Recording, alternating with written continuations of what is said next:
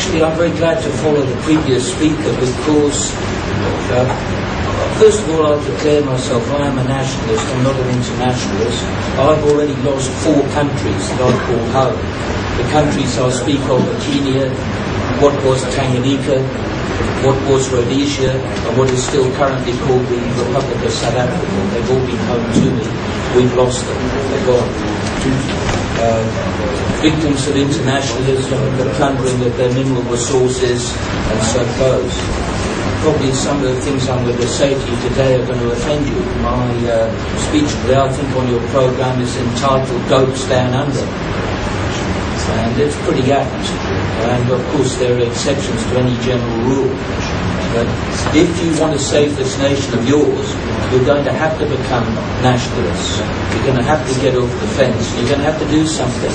But my principal address today is, how have they managed to get away with it? How can you steal a nation? How can you rob it of its resources? And of course, the way you do it is to dumb down the people, dumb down the school system, neutralise the people, and in fact you can buy a fiction called Opium, and it explains in fiction very well the plan to addict the American armed services, which of course included our Australians in Vietnam, to addict them to heroin. And the triads were already put in place in the West Coast United States, principally in San Francisco, so that they could supply the demand for heroin that they created during the Vietnam War with our troops.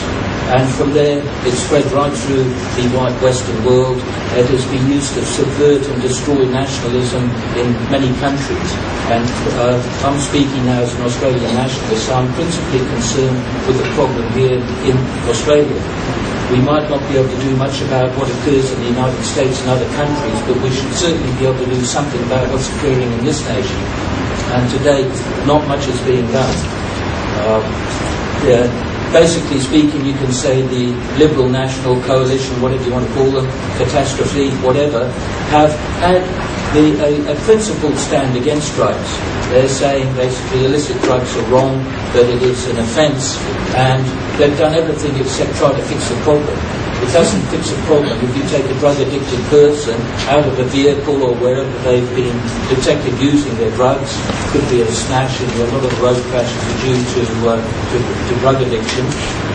Not much point taking them out of that situation, putting them in court, fining the money they haven't got, you're compelling them to commit more theft, robbery, prostitution, whatever the heck they do to get their money to buy the drug, to pay the fine. When they can't pay the fine, if the parents haven't paid or the extended family or somebody else, that person's then going to go to the University of Crime, which is known as jail or the slanger or whatever you want to call it. And if they weren't bad when they went in, they're probably going to be worse when they come out. The net end result is, though, you've got a person who in their own way is a victim, who might be very unfortunately genetically predisposed towards addiction to something. Probably most of us are, and if we're unlucky enough to run into that substance, get introduced to it in some way, whether it's alcoholism through illegal liquor, or whether it's amphetamines initially prescribed, as happened with a member of my family, prescribed by a doctor to a young girl without the parents' knowledge. And the person can become addicted, and then they're looking for illicit drugs. So it's a massive problem, and the aspect I'd like to cover today is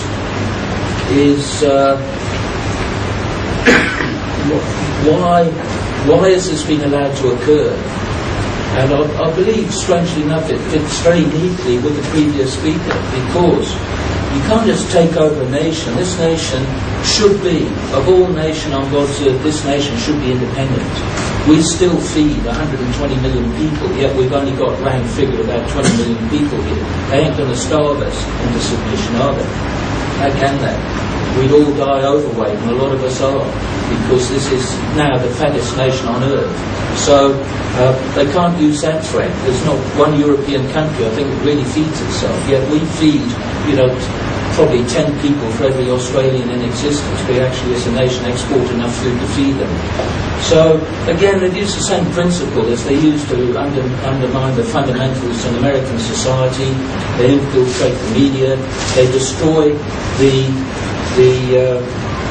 ethic of nationalism, and they destroy the armed services. And in fact, as you probably know, we've got 6 bubble blowers that we call submarines. 4 of them are currently moored, insufficient crews. Our recruitment for all our armed services in this country are well behind schedule. Despite the fact they're well paid, they get danger money when they go to do what they elect to do, they join the armed services. Most of my friends bailed out of the Pommy and African things because we weren't fighting anyone. What's the point of joining an army for peacetime operation? If you want a peace force, send the police in.